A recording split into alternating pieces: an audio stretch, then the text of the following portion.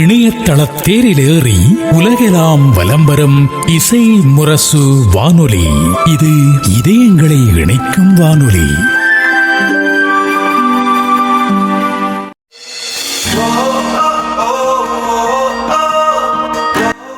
சிகரத்தை நோக்கிய நிகழ்ச்சியில் பல்துறை பங்கேற்பு மூலம் 1700க்கும் மேற்பட்ட சான்றிதழ்களை பெற்று சாதித்து வரும் தன் சாதனை பயணத்தின் அனுபவத்தை பேசுகிறார் சான்றிதழ் சாதனையாளர் தஞ்சை வடக்கூர் வேல்முருகன் அவர்கள்.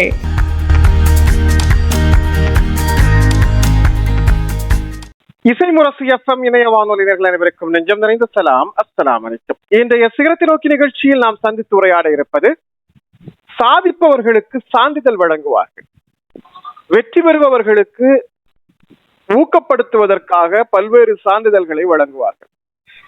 சாதிப்பவர்களுக்கு சான்றிதழ் வழங்குவது என்கிற அடிப்படை மாற்றம் செய்து சான்றிதழ் பெறுவதிலேயே சாதனை புரிவது என்கிற இலக்கை தஞ்சாவூர் மாவட்டம் வடக்கூர் பகுதியைச் சேர்ந்த திரு வேல்முருகன் அவர்கள் இப்போது எட்டியிருக்கிறார்கள். சான்றிதழ் பெறுவதில் என்ன சாதனை என்று நாம் யோசிக்க தோன்றும்.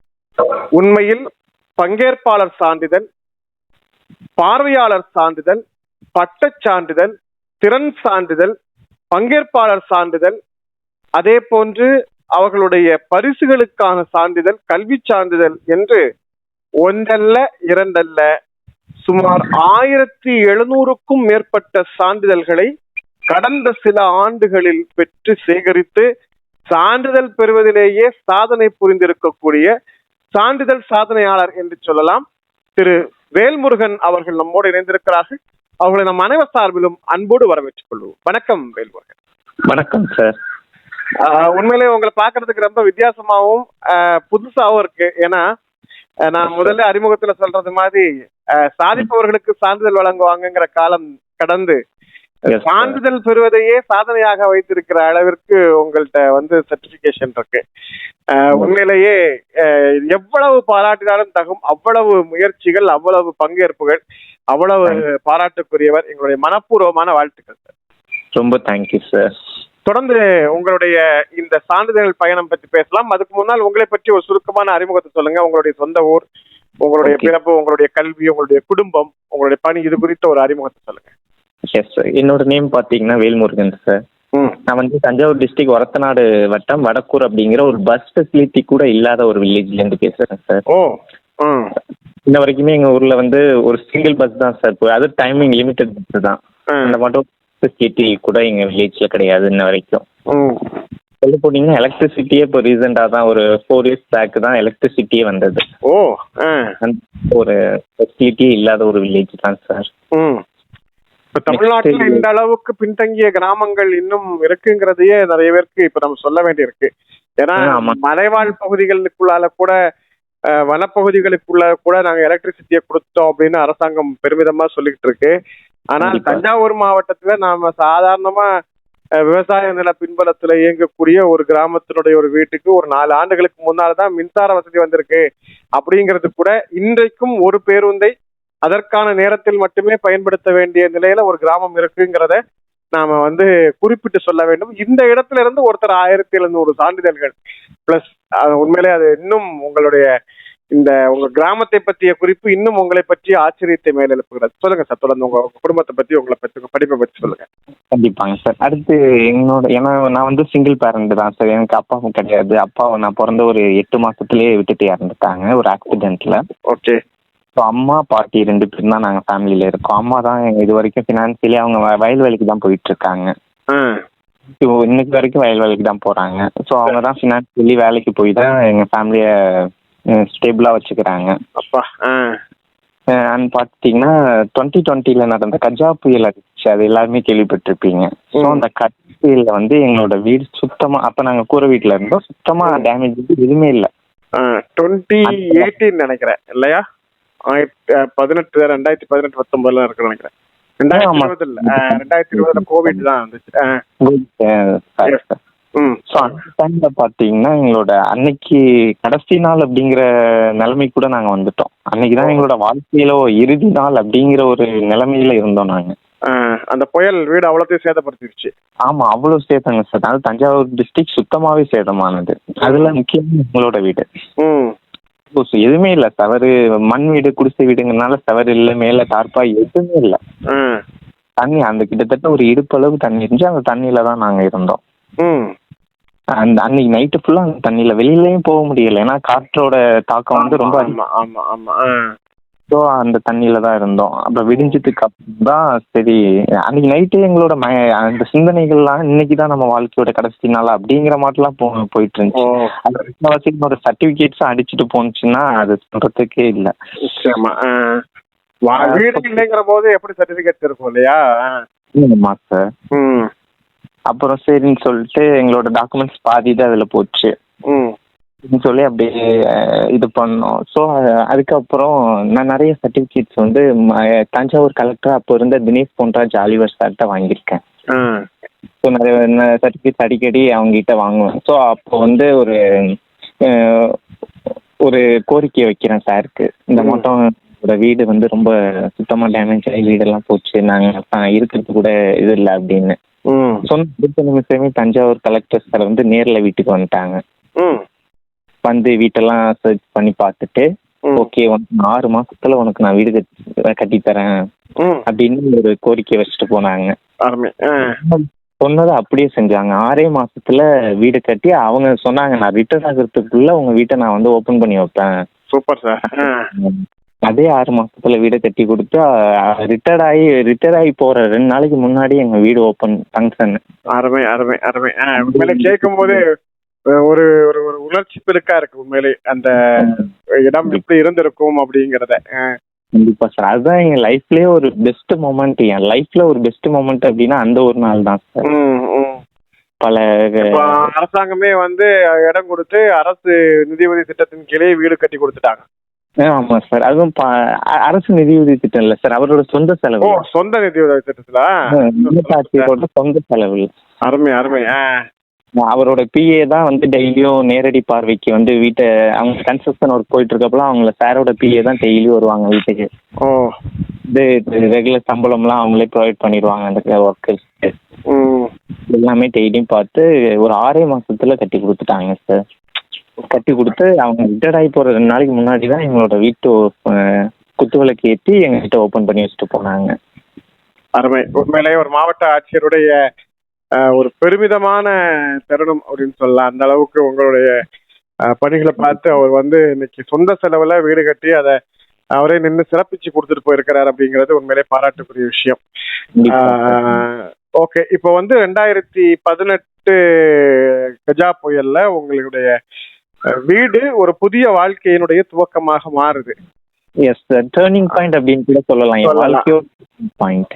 ஓகே, இப்ப இந்த சூழல்ல இருக்கும்போது நீங்க என்ன படிச்சிட்டு இருந்தீங்க இல்லையா? நீங்க வந்து அப்போ 10th படிச்சிட்டு இருந்தேன் சார். 10th படிச்சிட்டு இருந்தீங்க. Okay okay. அதுக்கப்புறமா இப்ப உங்களுக்கு ஏற்கனவே பேசிக் டாக்குமெண்ட்ஸ் எல்லாம் போயிருச்சுன்னு சொன்னீங்க. உங்களுடைய ரேஷன் கார்டு, குடும்ப சர்டிபிகேட்ஸ் எல்லாமே போயிருச்சுன்னு சொன்னீங்க. ஆமா சார். அப்புறம் எப்படி இவ்வளவு சர்டிபிகேட்ஸுக்கான பின்புறம் எப்படி உருவாச்சு? என்ன மாதிரியான இப்ப இந்த நோக்கம் அப்படிங்கிறது என்ன? போட்டியில கலந்துகிறது, நிகழ்வுல கலந்துகிறது அப்படிங்கிறதா? எப்படி இந்த சர்டிபிகேட் சேகரிப்புக்கான துவக்கம் அப்படிங்கிறது எங்க இருந்து ஆரம்பிச்சது? என்னோட எப்பவுமே என்னோட எய்ம் எப்படி இருக்குன்னு பாத்தீங்கன்னா கொஞ்சம் டிஃப்ரெண்டா இருக்கும். நான் எப்பவுமே ஸ்டூடெண்ட்ஸ் மட்டும் இருக்கணும் அப்படிங்கறத நான் விரும்ப மாட்டேன்.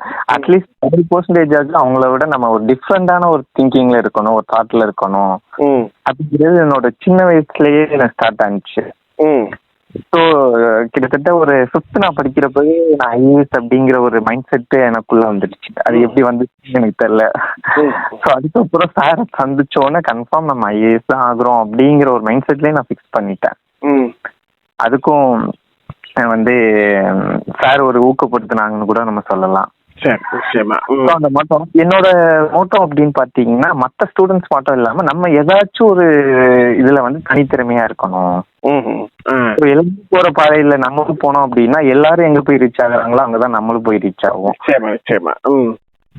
நம்ம தனியா ஒரு பாதையில போனா மட்டும்தான் நமக்கான ஒரு அடையாளம் அங்க இருக்கும் அப்படிங்கிற ஒரு மோட்டோ வந்து நான் என் லைஃப்ல ஃபாலோ பண்றேன் இன்ன வரைக்குமே. சூப்பர், அருமை. அதுதான் அந்த 1700 சர்டிபிகேட்ஸ் என்ன அச்சீவ் பண்றதுக்கான மெயின் ரீசனே அந்த ஒரு மோட்டோ தான் என்ன வந்து புஷ் பண்ணுச்சுன்னு சொல்லலாம். Okay okay. சரி, இப்ப வந்து ஸ்கூல் படிக்கும்போது 10th படிக்கும்போது இந்த ஒரு பெரிய இழப்பு நடந்துருச்சு. அதனுடைய பயனா அடுத்த 6 மாசத்துல ஒரு வீடும் கிடைச்சிருச்சு. இப்ப வீட்டுக்குள்ள போயிட்டோம், குடியிருந்துட்டோம். ரெகுலரா உங்களுடைய படிப்பு தொடருது. ஸ்கூல்ல வழக்கம் போல நிகழ்வுகள், காம்படிஷன்ஸ் போயிட்டு இருக்கும். கண்டிப்பா சார். இப்ப நீங்க வந்து பள்ளிக்கூடம் படிக்கும் போதே இந்த சான்றிதழ்கள் சேகரிக்க ஆரம்பிச்சிட்டீங்களா? நம்ம நிறைய சர்டிபிகேட்ஸ் வாங்கணும், நமக்கான ஒரு ஒரு தனி அத்தாரிட்டி, ஒரு இன்டர்வியூ போறதா இருந்தா கூட இவ்வளவு சர்டிபிகேட் வச்சிருக்காங்க, 10ஓட 11 இல்ல, இவர் ஒருத்தர் தனி அப்படிங்கறது மாதிரியான ஒரு மைண்ட் செட் வேணுங்கிறது மாதிரி நீங்க பிளான் பண்ணிட்டீங்க. ஆமா சார். அதுக்காக என்ன மாதிரியான வேலைகள்லாம் செய்ய ஆரம்பிச்சீங்க? எவ்ரிடே எங்க காம்படிஷன்ஸ் நடக்குது அப்படிங்கிற ஒரு நியூஸை வந்து கலெக்ட் பண்ண ஆரம்பிச்சேன் சார். என்ன மட்டும் என்னோட மோட்டோ பாத்தீங்கன்னா சர்டிபிகேட்ஸை மட்டும் கலெக்ட் பண்றது இல்லை சார். அந்த காம்படிஷனுக்கு போனா நமக்கான ஸ்கில்லை நம்ம டெவலப் பண்ணிக்கலாம். ஆமா ஆமா. மெயின் மோட்டோ ஸ்கில் நம்ம இன்னும் லேர்ன் பண்ணிக்கலாம். அப்போ நீங்க ஒரு உண்மையை சொன்ன நம்ப மாட்டீங்க. ஆக்சுவலி எனக்கு ஒரு ஸ்கூல் ஒரு 7th ஸ்டாண்டர்ட் வரைக்குமே பேச தெரியாதுன்னு வச்சுக்கோங்க. ஓ சரி. அந்த அளவுக்கு இருந்த ஒரு கிளாஸ்ல வந்து சொல்ல சொன்னாங்கன்னா கூட பயந்துட்டு லாஸ்ட் பெஞ்ச்ல உட்காந்து வரவே மாட்டேன்.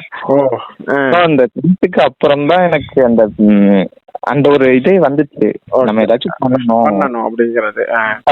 நான் போய் ஸ்பீச் காம்படிஷனுக்கு போனப்போ ஃபர்ஸ்ட் லைன் கூட என்னால சொல்ல முடியல. அந்த அளவுக்கு பயம், கையெல்லாம் நடக்கும். பயந்து ஓடியான்ட்டேன்.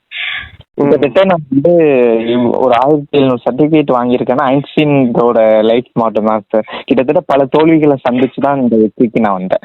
ஓ சரி. கிட்டத்தட்ட ஒரு 20 வாட்டியாச்சும் பேச்சு போட்டிக்கு போயிட்டு ரிட்டர்ன் வந்திருப்பேன் பேச தெரியாம. பல அவமானங்கள் அங்க உங்களுக்கே தெரியும், ஒரு காம்படிஷன்ல தோத்துட்டோம்னா எப்படி அவங்களோட மைண்ட் செட் இருக்கு, நம்மள எப்படி கிரிட்டிசைஸ் பண்ணுவாங்க. அந்த மாதிரி என்னோட பக்கத்துல உள்ள க்ளோஸ் ஃப்ரெண்ட்ஸே கிரிட்டிசைஸ் பண்றாங்க, உனக்கு தான் பேச தெரியல, நீ எதுக்கு போயிட்டு திருப்பி திருப்பி போற அப்படின்னு. அந்த கிரிட்டிசைஸ் தான் என்ன இந்த அளவுக்கு கொண்டு வந்துச்சுன்னு சொல்லலாம் சார். ஏன்னா பல அவமானங்களை தாங்காம ஒரு அடையாளத்தை நம்ம உருவாக்க முடியாது. முழுமையான வார்த்தை. தோல்விக்கு பழகாதவனால் வெற்றியை அனுபவிக்க முடியாது. உண்மையிலேயே வந்து அவமானங்களிலிருந்து பாடம் கற்றுக்கொள்ளக்கூடியவன் வாழ்க்கையில் எவ்வளவு கடினமான இடத்தையும் கடந்து செல்லக்கூடிய ஆற்றல் அவனுக்கு உருவாயிடும். அந்த வகையில வாழ்க்கையிலிருந்தே உங்களுக்கான படிப்பினையும் படிப்பும் வந்திருக்கிறது அப்படிங்கிறத புரிஞ்சுக்கிறேன். சரி, இப்ப வந்து இந்த சர்டிபிகேஷன் வந்து முதல்ல பேச்சு போட்டிக்கு ஒரு 20 தடவை அது போறீங்க, போய் பேச முடியல, ஒரு நடுக்கம் வருது, ஸ்டேஜ் ஃபியர், ஒரு ஆன்சைட்டி, இது மாதிரியான விஷயங்கள்ல பாதிக்கப்படுறீங்க, திரும்ப வந்துடுங்க. எப்ப வந்து ஸ்டாண்டர்டா பேச ஆரம்பிச்சீங்க? கிட்டத்தட்ட ஒரு 25வது முறை தான் நான் வந்து ஸ்டாண்டர்டா பேச ஆரம்பிச்சேன்னு சொல்லலாம் சார். ஏன்னா அந்த போற அந்த முத நாள் நைட்டு ஃபுல்லா நான் வீட்டுல பேசி பார்த்தேன் கண்ணாடிக்கு முன்னாடி. எப்படியாச்சும் எனக்கு பேசணும் அப்படிங்கிற ஒரு மைண்ட் செட்டுக்குள்ள நான் வந்துட்டேன். ஏன்னா அந்த அளவுக்கு ஒரு கிரிட்டிசிசம் பண்ணாங்க. இன்னைக்கு நாளைக்கு போறோம், எப்படியோ வச்சு பேசுறோம், தப்பா பேசினாலும் பரவாயில்ல, தைரியமா பேசுறோம் அப்படிங்கிற ஒரு மைண்ட் செட்டுக்கு வந்துட்டு தான் நான் போனேன். நல்லா பேசணும்னு சொல்ல முடியாது, ஓரளவுக்கு பேசினேன். அதுல இருந்தா என்னோட அந்த பேச்சு போட்டிக்கான திறமை வந்து வளர்ந்துச்சு. சரி, அருமை. சரி, இப்ப இது வரைக்கும் எவ்வளவு பேச்சு போட்டிகள் கலந்துட்டு இருப்பீங்க? மாவட்ட அளவுல, மாநில அளவுல? இது வரைக்கும் ஒரு 50க்கும் மேற்பட்ட பேச்சு போட்டிகள் கலந்துருக்கேன் சார். அதுல மாவட்ட அளவுல முதல் பரிசு, கட்சி சார்பாகவும் பேச்சு போட்டியில கலந்துருக்கேன். நம்முடைய கலைஞர் நூற்றாண்டு விழாவில் வந்து ஒரு வருடம் முழுக்க கலைஞர் நூற்றாண்டு சிறப்பு போட்டிகள், மாணவர்களுக்கு கலை இலக்கிய போட்டிகள் நடந்துச்சு. ஆமா சார். பேச்சு போட்டியில ஒரு 50 நிகழ்ச்சிகள், இது இல்லாம வேற என்ன போட்டிகள் எல்லாம் பங்கெடுப்பீங்க? எனக்கு வந்து டிராமாவும் வரும் சார். நான் வந்து இங்க நம்ம தமிழ் யூனிவர்சிட்டி என்ஐசி கேம்ப், உலக நம்ம பல நாடுகள் சேர்ந்து பண்ணக்கூடிய ஒரு என்ஐசி கேம்ப்னு ஒன்று வச்சாங்க. அதுல வந்து நான் கோவலன் கண்ணகி அந்த டிராமாவில் கோவலனா நான் ஆக்ட் பண்ணேன் சார். மட்டும் இல்லாம எனக்கு புத்தகம் எழுதுறது ரொம்ப பிடிக்கும். இது வரைக்கும் 2 புத்தகம் எழுதி பப்ளிஷ் பண்ணிருக்கேன் சார். Super sir. என்ன புத்தகங்கள்? தடைகளை தாண்டிய வெற்றி பயணம் அப்படின்னு சொல்லிட்டு நீங்க கூகுள்ல போட்டாலே வரும். தடைகளை தாண்டி வெற்றி பயணம் சொல்லிட்டு ஃபர்ஸ்ட்ல என்னோட புக் வரும். அடுத்து வலது விரதம் அப்படிங்கிற ஒரு கவிதை புக்கு யாப்பு பப்ளிகேஷன்ல பண்ணிருக்கேன் சார். இது தடைகளை தாண்டிய வெற்றி பயணம் போதி பப்ளிகேஷன்ல பண்ணிருக்கேன். ஓகே சரி. இது வந்து ஸ்கூல் படிக்கும் போதா காலேஜ் படிக்கும் போது இல்லைங்களா? இல்ல சார், இப்ப காலேஜ் படிக்கிறப்போ இது பண்ணேன். ஃபர்ஸ்ட் இயர்ல நான் பப்ளிஷ் பண்ணேன். ஓகே, ஃபர்ஸ்ட் இயர்லயே இது மாதிரி ஒரு மோட்டிவேஷன் புத்தகம் காலேஜ்ல படிக்கும் போது வெளியிடுறீங்க, அதுவும் ஒரு நல்ல பதிப்பகம் மூலமா வெளியிடுறீங்க. அப்படிங்கும்போது இந்த புத்தகத்தினுடைய வரவேற்பு எப்படி இருந்தது? குறிப்பா நீங்க பயின்ற கல்லூரி இந்த புத்தக எழுத்துக்கு வெளியிட்டிருக்கலாம் எந்த அளவுக்கு சப்போர்ட் பண்ணாங்க? காலேஜ் ரொம்பவே நிறைய சப்போர்ட் பண்ணாங்க சார். உண்மையாவே ஒரு ஒரு ஒரு பேக் போன் அப்படின்னு கூட சொல்லலாம். ஏன்னா அவங்களோட சப்போர்ட்ல தான் நான் பப்ளிஷ். அந்த அளவுக்கு எனக்கு எப்படின்னா வெளி உலகம் தெரியாதுன்னு வச்சோம். ஒரு வில்லேஜ்ல இருந்து ஒரு ஃபர்ஸ்ட் டைம் ஒரு வில்லேஜ்ல இருந்து ஒரு சிட்டிக்கு படிக்க போனேன். இந்த காலேஜோட ஃபுல் சப்போர்ட்டுமே பாத்தீங்கன்னா ஆனந்தம் அப்படிங்கிற ஒரு ஃபவுண்டேஷன் தான் 4 இயர்ஸ்க்கும் பண்ணாங்க. ஓகே. அந்த அந்த ஃபண்டிங்ல தான் அடுத்த கட்டம் வந்து உங்களுடைய நகர்வு இருந்துச்சு இல்லையா? நான் 12th முடிச்ச உடனே என்ன பண்ணணும் அப்படிங்கிற ஒரு மைண்ட் செட்டே எனக்கு இல்லை. அந்த டைம்ல கவர்மெண்ட் நடத்தின நான் முதல்வன் அப்படிங்கிற ஒரு அந்த அப்பதான் இவ்வளவு காலேஜஸ் இருக்கு அப்படிங்கிறது எனக்கு தெரிஞ்சிச்சு.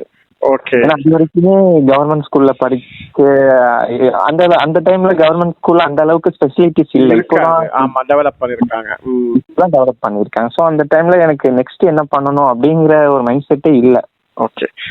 ஒரு உருவாக்குற நான் முதல்வன் ஸ்கீம் வந்து உங்களை மாதிரி நிறைய கிராமத்து இளைஞர்களுக்கு வளர்ச்சியை எதிர்பார்க்கிற இளைஞர்களுக்கு, பொருளாதாரத்தில் பின்தங்கிய இளைஞர்களுக்கு ஒரு நல்ல வாய்ப்பையும் அறிமுகத்தையும் நிச்சயமா ஏற்படுத்தி கொடுத்திருக்கு. கண்டிப்பா மகிழ்ச்சி. இப்ப காலேஜ் எந்த கல்லூரியில படிச்சு? நான் வந்து தஞ்சாவூர்ல இருக்கக்கூடிய பெரியார் மணியம்மை நிகர்நிலை பல்கலைக்கழகத்துல யூனிவர்சிட்டி. என்ன மேஜர் உங்களுடைய? நான் tri major sir, physics, chemistry and maths. இது வந்து மைசூர் ஆரையில இருக்கக்கூடிய யூனிவர்சிட்டி. நான் காலேஜ் சூஸ் பண்ணதுமே வந்து 3 மேஜர் ஒரு டிஃப்ரெண்டா சூஸ் பண்ணேன் சார். எப்படி அதுக்கு கொஞ்சம் தெளிவா சொல்லுங்களேன். எப்படி 3 மேஜர் எப்படி பண்ணீங்க? இப்போ வந்து பிஎஸ்சி பிசிக்ஸும் BSc physics, BSc chemistry, BSc maths 3மே சேர்த்து நான் படிக்கிறது சார். அதுக்கு ப்ரொமோஷன் இருக்கு? இருக்கு sir. Government authority, central government, state government 2 பேருமே அத்தாரிட்டி போட்டு ஜிஓ போட்டிருக்காங்க சார். ஓகே. இப்ப எப்படி நீங்க 3 பாடத்தை எப்படி ஒரே நேரத்துல இப்ப செமஸ்டர்னா 3 செமஸ்டர் எழுதணுமே? ஆமா சார். எங்களுக்கு பெர் செமஸ்டர் இது வருஷத்துக்கு 2 செமஸ்டர் நடக்கும் சார். செமஸ்டருக்கு பாத்தீங்கன்னா நாங்க 17 பேப்பர் மட்டும் எழுதுவோம் சார் டோட்டலா. சரி. இப்ப வந்து பிஎஸ்சில பிசிக்ஸ்ல 5 பேப்பர், கெமிஸ்ட்ரில 5, இது பேப்பர், பிளஸ் 2 பேப்பர். அது அவ்வளவு ஒரே டைம்ல கண்டினியூவா படிச்சு எழுதிடுவீங்க? எழுதிடுவோம் சார். ஓகே. ஏன் இவ்வளவு கடுமையான முயற்சியை கையில எடுக்கிறீங்க? இப்ப பொதுவா யாரா இருந்தாலுமே ஒரு துறையை தேர்ந்தெடுத்து அதுல நல்லா படிக்கணும், நல்ல ஸ்கோர் பண்ணணும் அப்படிங்கிற ஒரு முயற்சி தானே இருக்கும். இப்படி 3 பாடங்களை ஒரு சேர படிக்கிற வாய்ப்பு வரும்போது அதற்கான பாட அழுத்தம் அதிகமா இருக்குமே, எப்படி சமாளிச்சு? கண்டிப்பா சார், கண்டிப்பா இருந்துச்சு. அது இல்லாம சிச்சுவேஷன் நிறையவே ஃபேஸ் பண்ணணும்னு வச்சுக்கலாம். இப்படி ஏன் நான் எடுத்தேன் அப்படின்னு பாத்தீங்கன்னா, ஒரு ஈஸியான ஒரு வேலை போனோம் அப்படின்னா நம்மளோட சக்சஸ் வந்து அங்க இது பண்ண முடியாது. நான் ஸ்டார்டிங்ல உங்கள்கிட்ட சொன்னேன், என்னோட எய்ம் வந்து யூபிஎஸ்சி கிளியர் பண்றது. இந்த 3 மேஜர் சிஸ்டம் வந்து எனக்கு யூபிஎஸ்சியில் கை கொடுக்கும் அப்படிங்கிறது என்னோட மைண்ட் செட்டுங்க சார். ஏன்னா யூபிஎஸ்சியில் மெயின் சப்ஜெக்ட் பார்த்தீங்கன்னா பிசிக்ஸ், கெமிஸ்ட்ரி அண்ட் மேக்ஸ் 3மே இருக்கும். ஸோ இந்த 3 மேஜர் படித்தோம் அப்படின்னா இதில் நமக்கு நாலேஜ் டெவலப் பண்ணிக்கலாம். பிஎஸ்சியில் வந்து ஒரு ஃபிசிக்ஸ் மட்டும் எடுத்தேன்னா அந்த ஒரு 3 இயர்ஸ் எனக்கு ஃபிசிக்ஸ் நாலேஜ் மட்டும்தான் இருக்கும். கரெக்ட். இப்போ 3 மேஜர் எடுத்தேன் அப்படின்னா எனக்கு 3 மேஜர் நாலேஜும் வந்து நான் வெளியில வரேன் கூட. யூபிஎஸ்சிக்கு தகுந்த மாதிரி நீங்க ஆர்ட்ஸ்ல வந்து ஹிஸ்டரி, சோசியாலஜி, பொலிட்டிக்கல் சயின்ஸ், ஏன்னா ஐஏஎஸ்லயோ அல்லது யூபிஎஸ்லயோ வந்து இது மாதிரியான சப்ஜெக்ட்ஸ் தானே அதிகமா இம்பார்ட்டன்ட் கொடுப்பாங்க. பிசிக்ஸ், கெமிஸ்ட்ரி அப்படிங்கிறது ஒரு ஈஸி கிராசிங் போர்ஷனா ஒரு 4 கொஸ்டினோட கிராஸ் ஆகி போயிடும். முக்கியமான மேஜர்ஸ் எல்லாமே வந்து ஹிஸ்டரியாவோ அல்லது சோஷியல் வெல்ஃபேராவோ இது மாதிரியான கேட்குறாங்க. நீங்க சயின்ஸுக்கு இவ்வளவு இம்பார்ட்டன்ட் கொடுத்துருக்கீங்களா, அதுக்காக கேட்டேன். அப்படியா? என்னோட சயின்ஸ் சாய்ஸ் பார்த்தீங்கன்னா teacher. First choice UPSC, science choice வந்து டீச்சர். ஓகே. நிறைய ஸ்கூலுக்கு வந்து மோட்டிவேஷனல் ஸ்பீக்கரா போறதுக்கு ரீசனே அந்த ஸ்டூடெண்ட்ஸ் எப்படியாச்சும் நம்ம டெவலப் பண்ணிடணும். இந்த நேஷனோட பேக் போனே அவங்க தான் நம்மளோட காந்தி சொல்லுவாங்க. நிச்சயமா நிச்சயமா. அப்துல் கலாம் சார் வந்து என்னோட இன்ஸ்பிரேஷனா கூட நான் எடுத்திருப்பேன். ஓகே. வழிகாட்டுதலோட இது மாதிரி நீங்க மாணவர்களுக்கும் ஊக்கப்படுத்திட்டு இருக்கீங்க. இப்ப 1700 சர்டிபிகேட் அப்படிங்கிறது உண்மையிலேயே அப்பா அப்படிங்கறது மாதிரி கேட்டா, ஏன்னா ஒரு 4 சர்டிபிகேட் 5 சர்டிபிகேட் வச்சிருக்கக்கூடியவங்களே நான் இந்த ஃபீல்டுல எக்ஸ்பர்ட் அப்படின்னு சொல்லிடுவாங்க, நான் இந்த ஃபீல்ட்ல ஸ்டார் அப்படின்னு சொல்லிடுவாங்க. 1700 சர்டிபிகேட் என்ன மாதிரியான சான்றிதழ்கள்லாம் உங்கள்ட்ட இருக்கு சார்? நான் வந்து நிறைய ப்ரொஃபஷனல் கோர்ஸ் ரிலேட்டடா சர்டிபிகேட்ஸ் வச்சிருக்கேன் சார். என்ன மாதிரி கோர்சஸ் எல்லாம் பண்ணிருக்கீங்க? பைத்தான் வித் டேட்டா சயின்ஸ் பண்ணிருக்கேன், ஆர்டிஃபிஷியல் இன்டெலிஜென்ஸ் பண்ணிருக்கேன், எல்லாம் கன்சீவ் எலக்ட்ரானிக் சொல்யூஷன் கோயம்புத்தூர் அந்த கம்பெனில இருந்து பண்ணிருக்கேன். யூலிட்ஸ் அப்படிங்கிற ஆன்லைன் கோர்சஸ்ல வந்து நிறைய சர்டிஃபிகேட் பண்ணியிருக்கேன். ஸ்வயம்ல பண்ணியிருக்கேன், என்பிடிஎல்ல பண்ணியிருக்கேன். ஓகே, இப்போ அது மாதிரி கோர்சஸ் வந்து நீங்க ஆன்லைன்லயே கத்துக்கிறீங்க? ஆமா சார், நான் ஆன்லைன்லயே பண்றேன். ஏன்னா எனக்கு ஸ்ட்ரெயிட்டா போய் பண்ணணும் அப்படின்னா ஃபினான்சியல் இருக்கும், அதுக்கான நேரமும் அதிகமாக செலவாகும். இப்ப இந்த கூகுள் நிறுவனம் ஒரு கோர்ஸ் நடத்துறாங்கன்னா அதை நேரடியா நீங்க வந்து நிறைய ஆன்லைன் இப்போ இருக்கக்கூடிய ஸ்டூடெண்ட்ஸ்க்கெல்லாம் நான் ஒன்று சொல்லணும் அப்படின்னா ஸ்வயம்ல அவ்வளோ ஆன்லைன் ஃப்ரீ கோர்சஸ் வந்து கண்டக்ட் பண்றாங்க சார். கூகுள் பண்றாங்க. ஓ ரைட். சுயம் அப்படிங்கறத பத்தி சொல்லிடுவோம். இது வந்து மத்திய அரசு வந்து நேரடியாக மாணவர்களுடைய திறனை மேம்படுத்துறதுக்காக ஸ்கில் டெவலப்மெண்ட் ப்ரோக்ராமிங் கீழே NSDC national skill development corporation என்கிற ஒரு மத்திய அரசினுடைய அங்கீகாரம் பெற்ற அத்தாரிட்டியில இருந்து இந்த சுயம் அப்படிங்கிற பகுதிய படிப்பை நேரடியாக வழங்குறாங்க. எந்த மேஜரா இருந்தாலும் சரி, நீங்க ஆர்ட்ஸ்ல எனி சப்ஜெக்டா இருக்கலாம், இன்ஜினியரிங்ல எனி சப்ஜெக்டா இருக்கலாம், மெடிசின் ரிலேட்டடான கோர்சஸா இருக்கலாம், அல்லது நீங்க வந்து டிப்ளமோ ப்ரோக்ராமா இருக்கலாம். எது நீங்க உங்களுடைய மேஜரை நீங்க எடுத்தாலும் அதுக்கு ரிலேட்டடா நீங்க வந்து சுயம்ல குறைந்தது ஒரு 3-4 பாடப்பிரிவுகள்ல நீங்க சேர்ந்து படிக்க முடியும். சில பயிற்சிகள் மிக குறைவாக ஒரு கட்டணத்தை வச்சிருக்காங்க. பெரும்பாலும் நிறைய கோர்சஸ் வந்து முழுக்க ஃப்ரீ கோர்ஸா இருக்காங்க. ஸோ இதெல்லாம் வந்து அடுத்த கட்டத்துக்கு வெறும் மதிப்பெண்களோடு போட்டி போட போறதுக்கு பதிலாக நம்முடைய தகுதியை இன்னும் மேம்படுத்திக்கிறதுக்கு, நம்முடைய திறனை இன்னும் வளர்த்துக்கிறதுக்கு இப்ப வேல்முருகன் சொன்ன சுயம் மாதிரியான இந்த தேர்வு ரொம்ப முக்கியமான விஷயம். மாணவர்களை பயன்படுத்திக்க சொல்லி பெற்றோர்கள் வந்து வலியுறுத்தணும் அப்படின்னு கேட்டுக்கிறேன். சரி, இப்ப சுயம் வழியா வந்த கோர்சஸ் ஒரு பக்கம், அதுக்கான சான்றிதழ்கள் பிளஸ் உங்களுடைய படிப்பு இல்லையா, டிகிரி சான்றிதழ், இது இல்லாம வேற என்ன சான்றிதழ் இருக்கு? பேச்சு போட்டி, கட்டுரை போட்டி, கவிதை போட்டி. ஓகே, கலை இலக்கிய போட்டிகள். இப்போ பேச்சு போட்டி மட்டும் தான் முதல்ல சொன்னீங்க, அதுக்கு அடுத்த கட்டம் கவிதை கட்டுரை எல்லாம் போக ஆரம்பிச்சிட்டீங்க? ஆமா சார், மத்த எல்லாமே போக ஆரம்பிச்சிட்டேன். ஓகே, கலை இலக்கிய துறையில பாத்தீங்கன்னா கவர்மெண்ட்ல வந்து கட்டுரை போட்டி வச்சாங்க, கொரோனா கால நாயகர்கள் அப்படின்னு சொல்லிட்டு ஹெட்டிங்ல. அந்த டைம்ல நான் வந்து டிஸ்ட்ரிக்ட் லெவல்ல செலக்ட் ஆகி மொபைல் போன் பிரைஸா வாங்கினேன். மாவட்ட ஆட்சியர்கிட்ட மொபைல் போன் பிரைஸா வாங்கினேன், ஃபர்ஸ்ட் பிரைஸ் டிஸ்ட்ரிக்ட் லெவல்ல. அந்த மொபைல் போன் தான் இன்ன வரைக்கும் நான் வச்சிருக்கேன். இப்ப அந்த சான்றிதழ்கள் எல்லாமே உங்களுக்கு இன்னைக்கு வரைக்கும் பயன்பட்டுக்கிட்டு இருக்கு. இப்போ இதெல்லாம் வந்து அடுத்த கட்டத்துக்கு வேற என்ன மாதிரியான பயன்பாடு இந்த சான்றிதழ்களா இருக்கு சார்? உங்களுக்கு சான்றிதழ்களை வச்சு வேற என்ன பயன்கள் உங்களுக்கு இருக்கு? இப்போ ஒரு இன்டர்வியூக்கு போனோம்னா, இப்போ நார்மலா ஒரு பீப்புள்ஸ் போனாங்க அப்படின்னா, இப்போ 2 பேரும் இன்டர்வியூக்கு போறோம் சார். 2 பேருமே நாங்கள் டிகிரி முடிச்சிட்டோம். நானும் பிஎஸ்சி பிஎட் பண்ணியிருக்கேன், அவரும் பண்ணியிருக்காரு. ஸோ என்கிட்ட அடிஷ்னலா என்ன கோர்சஸ் இருக்குன்னு பார்ப்பாங்க இன்டர்வியூ போர்டில். அவர் வெறும் பிஎஸ்சி பிஎட் முடிச்சுட்டு போய் இன்டர்வியூ அட்டன் பண்றதுக்கும், நான் ஒரு ப்ரொஃபஷனல் கோர்சஸ் முடிச்சுட்டு சர்டிஃபிகேட் கோர்சஸ் முடிச்சுட்டு இன்டர்வியூ போய் அட்டன் பண்றதுக்கும் டிஃபரன்ஸ் நிறைய இருக்கு. நிச்சயமா நிச்சயமா வந்து எனக்கு தான் கொடுப்பாங்க ஃபர்ஸ்ட். கட்டாயமா. சரி, இப்போ வந்து 2 வகையான பார்ட்டிசிபேஷன் சொல்லிருக்கீங்க. போட்டிகள், கலை இலக்கிய துறைகள்ல வந்த போட்டி சர்டிஃபிகேட் சான்றிதழ்கள் ஒரு பக்கம், அது இல்லாம உங்களுடைய படிப்பு சான்றிதழ், அதாவது ப்ரொஃபஷனல் கோர்சஸோட சர்டிஃபிகேஷன். இது இல்லாம அடுத்தது வேற என்ன சான்றிதழ்? வேற வந்து நிறைய பாத்தீங்கன்னா, போன சுதந்திர தின விழா நம்மளோட சென்னையில மெரினா பீச்ல நடந்த சுதந்திர தின விழாவில் நான் வந்து ஆர்டி பரேட்ல என்எஸ்எஸ் ரிலேட்டடா இது பண்ணேன் சார். நடந்த அந்த மெரினா பீச்ல கவர்னர். ஓகே, கவர்னருடைய கையெழுத்தோட அந்த பரேட் கலந்துக்கிட்டதுக்கான சான்றிதழ் வச்சிருக்கீங்க? ஆமா சார். அதே மொத்தம் என்எஸ்எஸ்ல கிட்டத்தட்ட நான் ஒரு 20 சர்டிஃபிகேட்ஸ் வாங்கியிருக்கேன். நிறைய கேம்ப் எல்லாம் அட்டென்ட் பண்ணி, நான் கேம்பை வந்து ஸ்டூடெண்ட்ஸ்க்கு, காலேஜ்ல பாத்தீங்கன்னா என்எஸ்எஸோட ஸ்டூடெண்ட் கோஆர்டினேட்டர் நான் தான். நிறைய கேம்ப் நான் ஆர்கனைஸ் பண்ணி விஐடிலாம் கேம்ப் ஆர்கனைஸ் பண்ணிருக்கோம் நாங்க.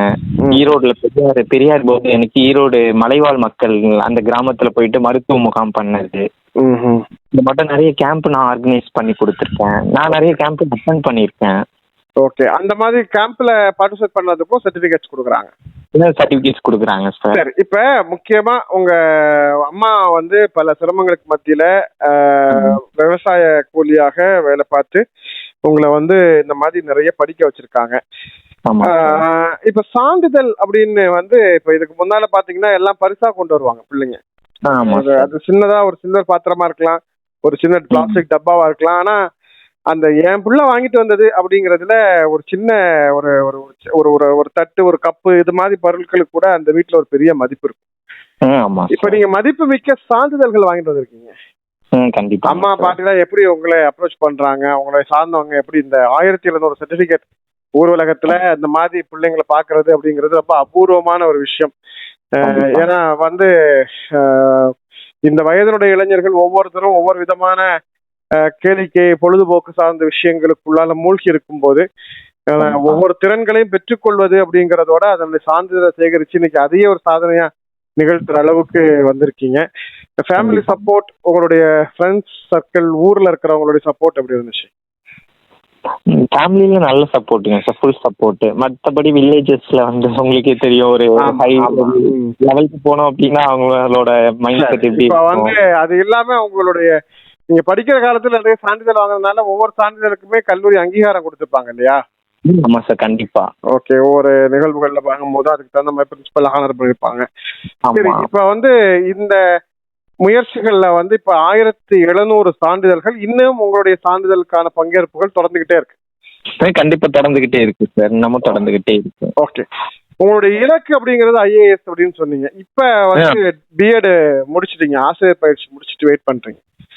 உங்களுடைய காத்திருப்பு எதுக்காக? இந்த சாதனையை தொடர்றதுக்காகவா, இல்ல சிவில் எக்ஸாமுக்காக ப்ரிப்பேர் பண்றதுக்காகவா, எது மாதிரியான பண்றதுக்கு தான் சார் பண்ணிட்டு இருக்கு. சைட் பை சைடு நான் வந்து வீட்டுல உட்காந்து பண்ணிட்டு இருக்கேன் அதுக்கான முயற்சிகள். இப்போ கூட குரூப் 1 எக்ஸாம் அப்ளை பண்ணிருக்கேன், அதுக்கும் வீட்டுல உட்காந்து படிச்சுட்டு இருக்கோம். ஓகே, இப்ப வீட்டுல உட்காந்து படிக்கிறத பத்தி நிறைய பேருக்கு மாற்று கருத்துக்கள் இருக்கும். ஆமா சார், வீட்டுல படிச்சா என்ன படிக்க போறோம், சும்மா உட்காந்து இருப்பான் அப்படிங்கிற மாதிரி. வெளியே போனாதான் படிப்பாங்க. படிக்காத பிள்ளைங்க எங்க போனாலும் படிக்க மாட்டாங்க, படிக்கிறவங்க எங்க இருந்தாலும் படிப்பாங்கிறதான் உண்மை. இருந்தாலும் நீங்க இவ்வளவு முயற்சிகள், இவ்வளவு சான்றிதழ்களை வாங்கி குவிச்சிருக்கீங்க. நீங்க சொல்லுங்க, பிள்ளைங்களுடைய திறன்கள், இது மாதிரி விளையாட்டு அப்படிங்கறது ஒரு முக்கியமான விஷயம். நம்ம கிட்ட போதுமான, நம்ம படிச்ச பள்ளிக்கூடங்கள்ல போதுமான கவர்மெண்ட் ஆடுகள வசதிகள் இல்லாத காலகட்டத்துல நம்ம பிள்ளைங்க அவ்வளவு விளையாடலாங்க. நம்ம பிள்ளைங்க படிக்கக்கூடிய பள்ளிக்கூடங்கள் எல்லாம் ஹைடெக் கிரவுண்ட் வச்சிருக்காங்க, நம்ம பிள்ளைங்க விளையாட போறதுக்கு தயாரா இல்ல. இன்னைக்கு வந்து இந்த சான்றிதழ்கள்ல விளையாட்டுத்துறை சார்ந்தது, மற்றைய சாதனை முயற்சிகளுக்கான சான்றிதழ்கள் இருக்கா? இருக்கு சார், விளையாட்டுத்துறையில நான் வச்சிருக்கேன். நான் வந்து அத்லெட்டிக்ல ஒரு மாரத்தான் அத்லெட்டிக் அந்த மாட்டம் விளையாட்டுல இருக்கேன். இப்பவும் வந்து பங்கேற்று இருக்கீங்க, அதுக்கு தகுந்த மாதிரி பரிசுகள் வந்துட்டு இருக்கு. இப்ப IAS அப்படிங்கிறதுக்கான முயற்சி எப்படி இருக்கு சார்? ஒரு முதல் படி இப்பதான் சார் எடுத்து வச்சிருக்கேன். இப்ப கூட நான் நெக்ஸ்ட் இப்போதைக்கு வீட்டுல உட்காந்து செல்ஃப் ஸ்டடி தான் பண்ணிட்டு இருக்கேன். ஸோ நெக்ஸ்ட்டு ஒரு முயற்சி பண்ணி பார்த்துட்டு, சப்போஸ் நம்மளால பண்ண முடியலை அப்படிங்கிற, பட் என்னோட இது வந்து செல்ஃப் ஸ்டடி தான் ஒரு பெஸ்ட்டுங்க சார். ஒரு கோச்சிங் சென்டர் போய் பண்ணோம் அப்படின்னா அங்கேயே என்ன சொல்றாங்கன்னா, நீங்க ஃபர்ஸ்ட் போய் புக்ஸை கலெக்ட் பண்ணிட்டு வாங்க. ஆமா ஆமா, அவங்க வந்து ஒரு 100% சொல்லி தராங்களா அப்படிங்கிறது இல்லை சார். அவங்க ஒரு 50% தான் அவங்களோட எஃபர்ட் போடுறாங்க. பேலன்ஸ் ஒரு 60% எஃபர்ட் நம்ம போட்டா மட்டும்தான் அந்த கோச்சிங் சென்டர்ல இருந்தே நம்ம பாஸ் பண்ண முடியும். அந்த ஒரு 50%க்கு பதிலாக 100% போட்டு வீட்டுல உட்காந்து படிச்சோம்னா நம்ம பாஸ் ஆயிடலாம்ல சார். எத்தனையோ பேர் வீட்டுல செல்ஃப் ஸ்டடி பண்ணி பாஸ் ஆயிருக்காங்க. போன சிவில் சர்வீஸ்ல மகாராஷ்டிரா இருந்து ஒரு பொண்ணு 4 இயர்ஸா மொபைல் போன் தொடாமையே ஃபர்ஸ்ட் அட்டெம்ப்ட்ல பாஸ் ஆயிருக்காங்க. ஓ சரி. அந்த மாதிரி நம்ம மாதிரி நல்ல உதாரணங்களை வந்து குழந்தைங்களுக்கு எப்பவுமே சொல்லிக்கிட்டே இருக்கிறது நல்லது. அந்த வகையில உங்களுக்கும் அது மாதிரியான ஒரு உத்வேகம், உங்களுக்கும் வந்து இதே மாதிரியான ஆர்வம், உங்களுக்கும் இது மாதிரியான ஒரு நல்ல முன்னோடு வழிகாட்டிகள் தேவைப்படுறாங்க. இன்னும் இந்த சாதனை முயற்சிகள் நிறைய வரட்டும். ஏதாவது குறிப்பிட்ட சான்றிதழ் பெறணும் அல்லது குறிப்பிட்ட இலக்கை அடையணும் அப்படிங்கிற மாதிரி ஏதாவது டார்கெட் பாயிண்ட் இருக்கா உங்களுக்கு? எது மாத்தம் சார்? சான்றிதழ்கள்ல இப்ப நீங்க சிவில்ல வந்து வரணும் அப்படிங்கிற ஒரு ஆம்பிஷன் வச்சிருக்கீங்க. சான்றிதழ்ல ஒரு 2000 அச்சீவ் பண்ணணும் அப்படிங்கிறது ஒரு இதா வச்சிருக்கேன் சார். ஓகே சார், சிறப்பு. சீக்கிரமாவே உங்களுடைய இந்த சான்றிதழ் சேகரிப்பு முயற்சி, உங்களுடைய இலக்கு 2000 அடைய வேண்டும்.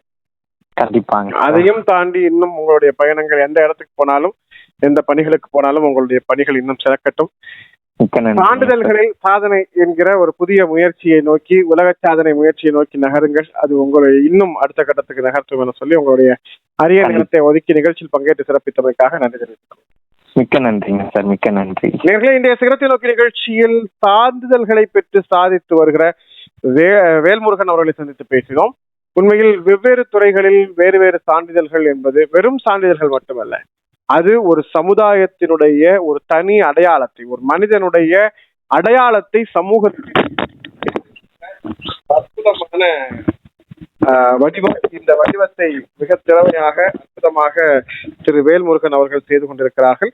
அவர்களுடைய இந்த சாதனை முயற்சி இன்னும் தொடரட்டும். மனமார்ந்த வாழ்த்துக்களை சொல்லி மீண்டும் மற்ற நிகழ்ச்சியில் சந்திக்கும் முறை நன்றியும் சலாமும் சொல்லி விடைபெற்றுக் கொள்கிறோம். அஸ்ஸலாமு அலைக்கும். இணையதள தேரிலேறி உலகெல்லாம் வலம் வரும் இசை முரசு வானொலி. இது இதயங்களை இணைக்கும் வானொலி.